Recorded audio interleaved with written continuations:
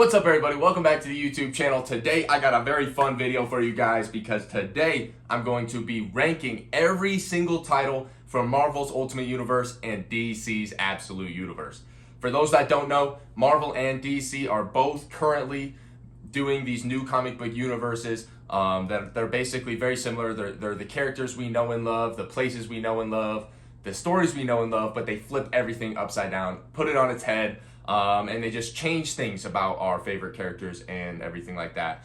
And DC's doing the exact same thing. Marvel did do it first with their original Ultimate Universe back in the day, and they brought it back earlier this year, or earlier last year, I mean. It's not the same Ultimate Universe, but all that you really need to know if you don't know what the Ultimate Universe is, or the Absolute Universe, is that it is Marvel and DC's attempt to freshen up their comic book world and their universes, and so that they can have two universes coinciding at the same time. So DC has their main universe that's going on, DC All In, the Prime Universe, that's going to continue, and the Absolute Universe is also just going to go on its own. I think eventually they're going to merge and kind of have some big event, kind of like old Secret Wars back in the old Ultimate Universe. But basically, I'm getting a little bit too into the weeds here.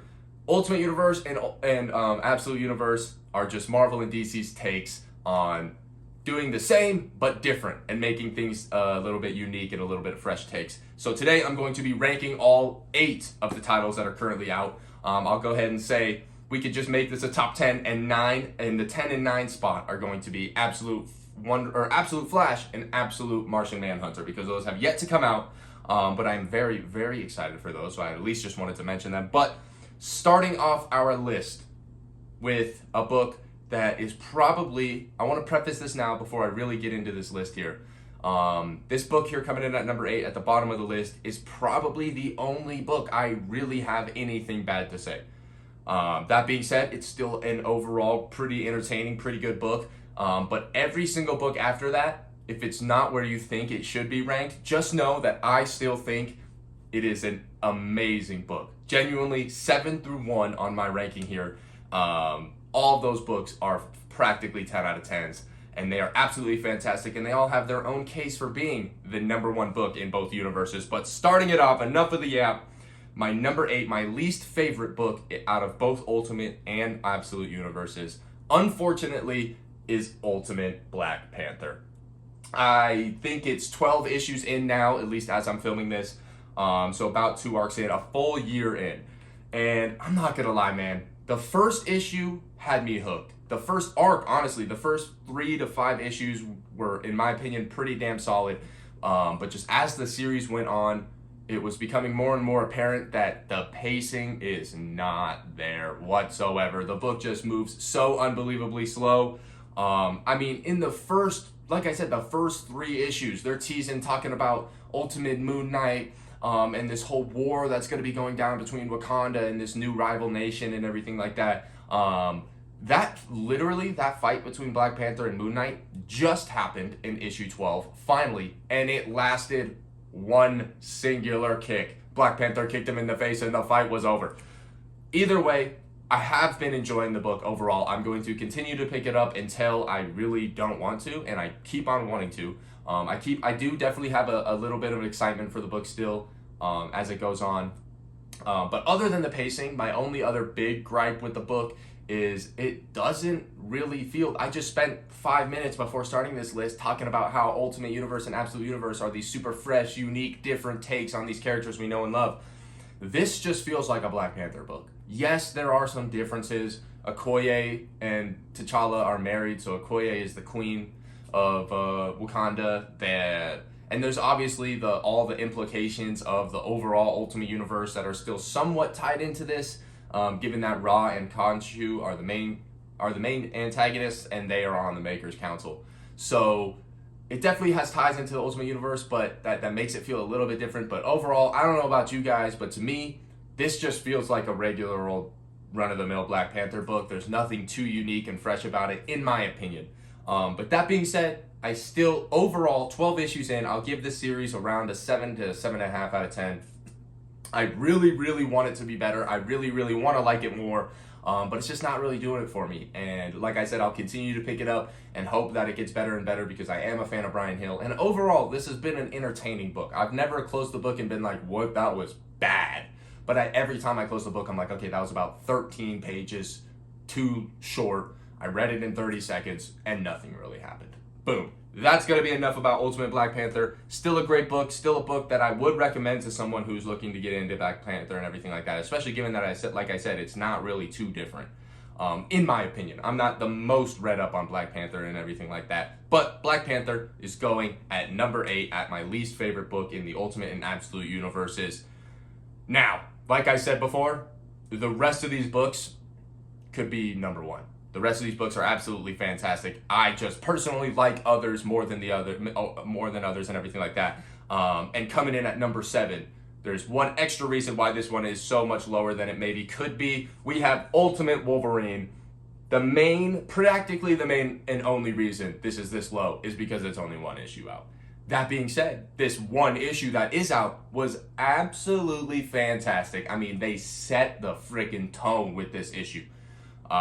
I mean, I won't spoil anything in this video, really. I'll try my best not to, at least. But spoiler warning now for the rest of this video, just in case. So if you really don't want to get spoiled, I'm going to try my best, but just in case, maybe, I don't know if this is for you. But regardless, Ultimate Wolverine, number 1. This was such an amazing first issue.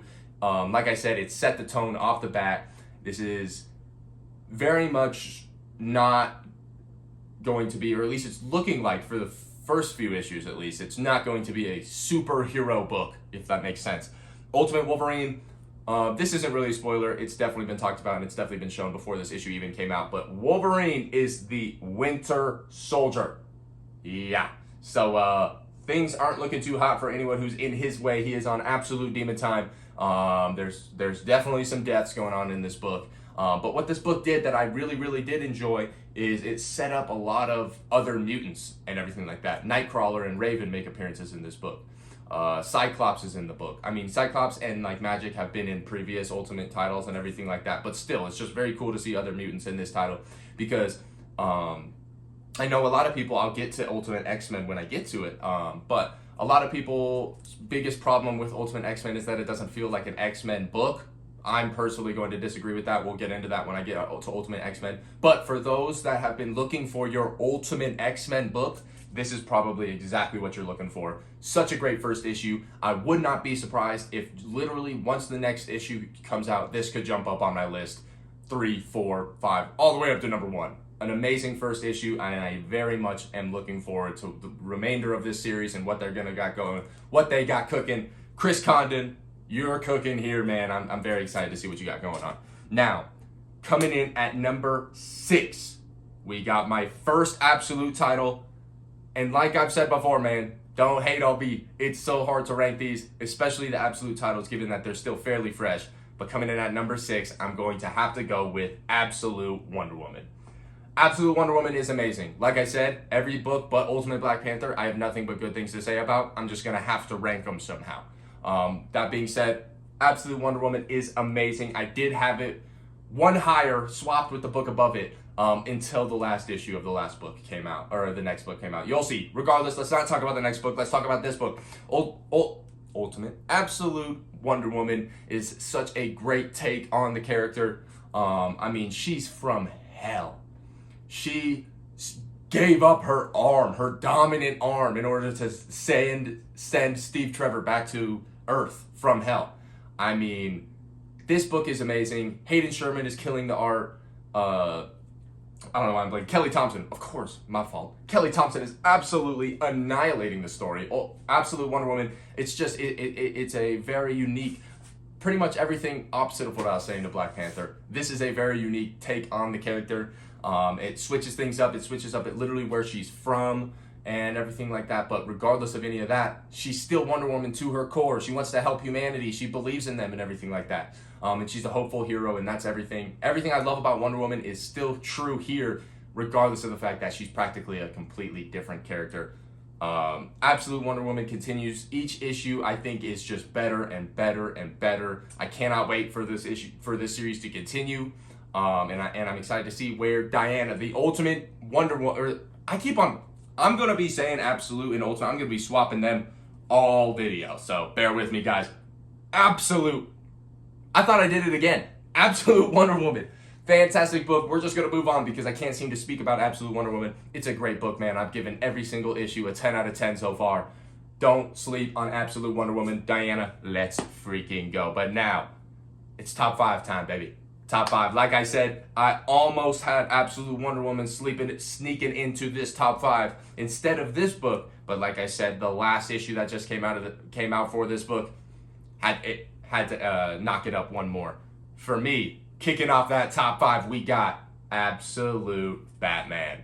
Like I said, I would have swapped it with Absolute Wonder Woman, but when issue 4 came out of this, as I'm filming this, issue 4 is the most recent issue of Absolute Batman, and I freaking loved it. It was the year 1 issue. If you want to hear me talk a little bit more in depth about that, I definitely talk about it in my new comic book day vlogs and everything like that. I think it was the most recent one. But regardless, Absolute Batman has shaken up the freaking comic book world like no other, except for maybe one other book that's later on in this list. But the first issue, they absolutely freaking nailed it. Scott Snyder, Nick Dragotta, they came out of left field and they absolutely hit it out of the park. The different takes on Batman is so cool, but it's similar to Wonder Woman, like I said. It's a very fresh, a very unique, a very different take on the character, but still at his core, he is still Batman, and he's still the Batman we know and love at his core. But it takes Bruce. He's not from the rich and elite. He's from the working class. His dad is the only one who died. His mom is still alive.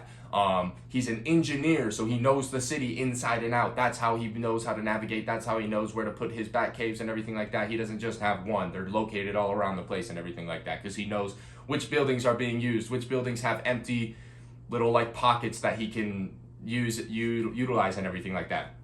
Alfred is not his friend. Alfred is a straight up like sleeper agent who's going around freaking killing people and everything like that. The Joker doesn't laugh. It's things like this that are just so unbelievably fresh and unique. Some things might be a little bit like on the nose, but I personally have been absolutely adoring it. Issue 4, like I said, was such a cool backstory, such a fresh backstory. They definitely went very literal with the Batman and his year 1 storyline. But regardless, Absolute Batman is so absolutely fantastic. It really honestly could be higher on this list. I wouldn't blame anyone for putting it as their number 1 for all these Ultimate and Absolute titles. But Absolute Batman, such a great book. Definitely, if somehow you haven't heard of it and checked it out, don't sleep. The hype is most definitely real. Now coming in at number 4, going back to the Ultimate Universe, we got Ultimate X-Men by Peach Momoko. I know a lot of people don't love this book, or at least it's grown on a lot of people as issues have came out and as the story has progressed. But I know this is definitely probably a shock to some people that it's all the way up here at number 4 for me. Like I said before, I'm going to keep on prefacing this. 7 through 1. Every book but Ultimate Black Panther, I have nothing but good things to say about, and they all have their case to be number 1 in my freaking opinion. That being said, I am an absolute sucker for Peach Momoko, her art in particular, but I think she's doing an absolutely phenomenal job writing this book. It basically, people say it's not an X-Men book, or it doesn't feel like an X-Men book, or at least it didn't at the beginning. In my opinion, obviously everyone is different and everyone is entitled to their own opinions. My opinion is going to be that in order for a book to be an X-Men book, the only prerequisite, the only requirement really, in order to be considered an X-Men book, is the book is about mutants. That's just my opinion. This book is very much centered around mutants, very much centered around X-Men also as the issue progresses and everything like that. But basically, it just takes our X-Men that we know and love and kind of just plops them into a bunch of tiny little Japanese girls, which is absolutely fantastic in my opinion. Other than Hisako Armor, I'm pretty sure the majority of the cast are new characters. I could be wrong there. Not the most read up on X-Men lore and everything like that, so I could be wrong. But regardless, it's just so much fun. The art is fantastic. It gets a little bit darker than I expected it to. But all the different characters, all the mutants we get in this book, their backstories are super intriguing or heartbreaking, or it's just it's an exciting book that really, Peach Momoko's art just really grasps me, and I get lost in her artwork, and I get lost in the worlds that she creates. May Storm is a big shining character for me in this book. I think she's really cool. I really enjoy her backstory and everything like that. And she's very much obviously like a Storm counterpart, kind of. But regardless, Ultimate X-Men is a really, really good book. I feel like I'm just going to pause. I feel like I've said regardless 700 times. But regardless, I don't really know what else to say. Regardless, X-Men, Ultimate X-Men, such a great book. It's going to come in at my number 4 spot when I'm ranking these absolute and ultimate titles. I think it is very much an X-Men book. It's centered around mutants. It's got a heartfelt story. Definitely check out Ultimate X-Men if you haven't yet, if you've been sleeping. But now, it's top 3 time. If you guys have been doing your math, we got 1 absolute title and 2 ultimate titles left. And I'll tell you right now, we're getting the absolute title out of the way. At number 3, my favorite absolute title at the moment is Absolute Superman. I absolutely adore this book. It has been so good. As I'm filming this, we're 3 issues in. And the way it is just expanded on Krypton, expanded on Clark when he was young, the absolute universe as a whole, and everything like that. And similar to all the absolute titles I've been saying, they are nailing the character. He's different. He came to Krypton, or he came to Earth when he was young, or when he was older. He didn't land in Kansas with the Kens. He landed in Brazil. He's among the people fighting oppression, not up in the skies. Obviously he can fly and everything like that. That was a weird way to say it. Regardless, his suit has it's like a living symbiotic relationship or AI or something like that. We haven't really found out like that. But regardless, Jor-El and why am I blanking out his mother? I don't know, but his parents in Krypton, they go so much more into depth over there. But through all that, it is still Superman at his core. That hopeful, cheerful, wanting the best for the world and believing in humanity character that Superman is still very prevalent here. I mean, I absolutely adore this book. I think Jason Aaron and Rafa Sandoval are absolutely killing it. Rafa Sandoval is definitely skyrocketing up my list of favorite artists right now. I mean, his House of Brainiac from like mid last year, I absolutely loved. And now this, Absolute Superman, I mean, come on now. This is fantastic. Jason Aaron, Rafa Sandoval, you guys are doing a fantastic job on this book. It is coming in at my number 3 in this list, but it is my number 1 favorite absolute title as of now. Now, we got 2 more books. If you guys, like I said, if you guys have been remembering what books are in the Ultimate Universe and Absolute Universe, you guys know what 2 books are left. It was really tough for me to pick between the 2, honestly, which one is going to be number 1 and which one is going to be number 2. But I decided on it, and ultimately it came down to a couple different factors that we will jump into, but ultimately the Ultimates is coming in at number 2. But like I said, this number 1 and number 2 are very interchangeable. It took me a while to decide which ones I was going to put where. But regardless, the Ultimates, Denise Camp, this is fan-freaking-tastic. I mean, the world building is just next freaking level. The cast, such a cool cast.